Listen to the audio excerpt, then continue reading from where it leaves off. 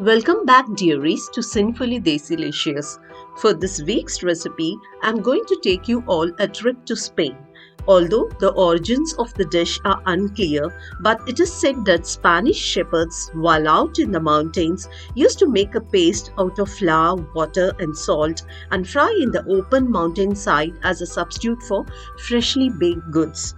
This scrumptious dish has had such humble beginnings. Although today we are going to make the Mexican version of this dish. Spanish churros are solely coated with sugar, while Mexican are coated with cinnamon sugar. When we say churros, its distinctive shape comes to mind, regardless if we coat it with cinnamon sugar or not, or we dip with dulce de leche instead of chocolate sauce, its distinctive rich shape remains a constant. Now let's get into the recipe. The recipe starts with the melting of butter along with brown sugar, cinnamon, water and milk and bringing them to a boil. Here I used half cup milk with half cup water. Feel free to skip the milk and replace it with water. If you are lactose intolerant, use any plant extract milk. I used salted butter, so I skipped adding salt. You can use unsalted butter, but don't forget to use salt. Similarly, here I used brown sugar, which is light. You can use granulated white sugar or even dark brown sugar, but be mindful to increase or decrease the quantity according to the sweetness. While adding and mixing the all-purpose flour or maida, turn the heat to low and stir it evenly till a solid mass is formed. Switch off the flame and let the mixture cool down completely. This will roughly take about 5 to 7 minutes.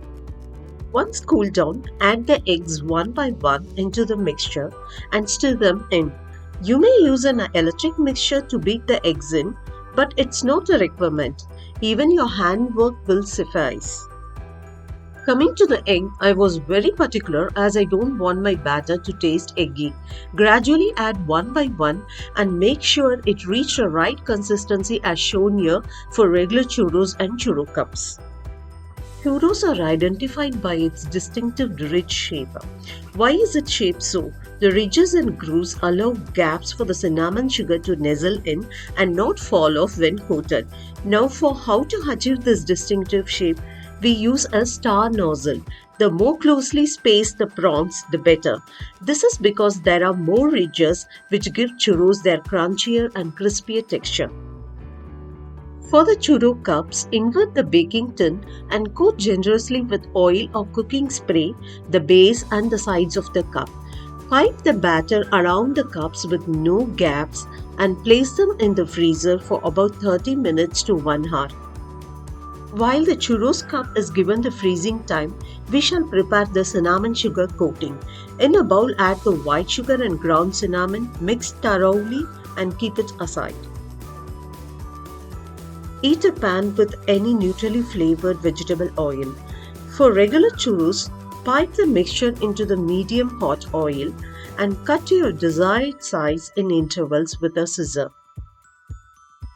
Do not overcrowd the pan with too many churros as it will reduce the temperature of the oil, resulting in an uneven cooking of the churros.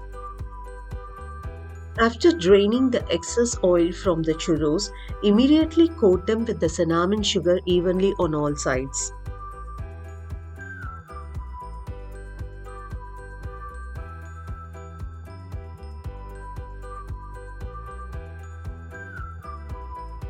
For the chocolate sauce, I used thick cream which had 25% fat. It's recommended to use heavy cream or whipping cream which has 30 to 35% fat. Choose a cream of your choice and availability. Warm the cream and add it immediately to ease the melting of chocolate. The chocolate has to be chopped into small pieces to ease quick melting.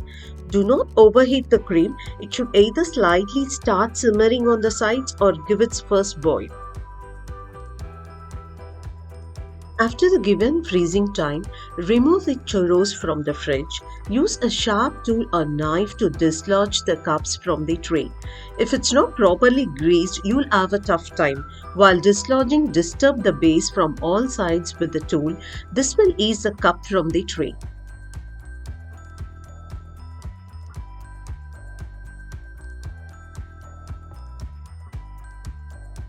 Always fry the cups one by one. Place the remaining cups back in the freezer while frying the first one.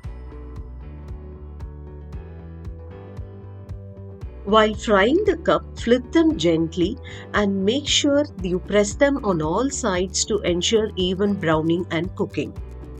After frying to a golden brown color, drain the excess oil from churro cup by placing them on tissue paper. Wait for about 15 seconds and then transfer the churro cup to the bowl with cinnamon sugar. Coat the churro cup with sugar evenly. Now let's move on to the chocolate stuffed churro donut. Here we do not use a piping bag. Instead, we scoop the batter either with an ice cream scoop or a measuring tablespoon. For churro donuts, the batter should be slightly loose to scoop. If you feel your batter has tightened, then add a little cold milk by the teaspoons to loosen the texture, making it easy to scoop. Alternatively, it can also be achieved by adding one egg, but as I mentioned earlier, I didn't want my batter to smell or taste eggy. This step can be kept as optional if your batter is already in the right consistency as shown here for the chocolate stuffed churro donuts. Poke a hole through the middle of the churro donuts with a sharp tool. Let the chocolate sauce rest for 10 to 15 minutes or more till it thickens. Then make a piping bag with a round nozzle, fill it with this chocolate. Then pipe this chocolate into the hole to fill the churro donut. Churros can be both baked or fried, but when you want to treat yourself, why not go the whole length? The ratio of crunchy exterior to that soft, warm interior can only be perfectly achieved when we fry it. So we did. This dish is best eaten warm, so be sure to fry and eat them immediately. Accompany them with chocolate sauce and note its handiness as a finger food. It's clear why this is an iconic dish in Disneyland. Hope you all enjoyed the 3 variations of churros we made. Here we treated our churros cup with our delicious homemade 3-ingredient coffee ice cream. I have given the link for this below in the description box.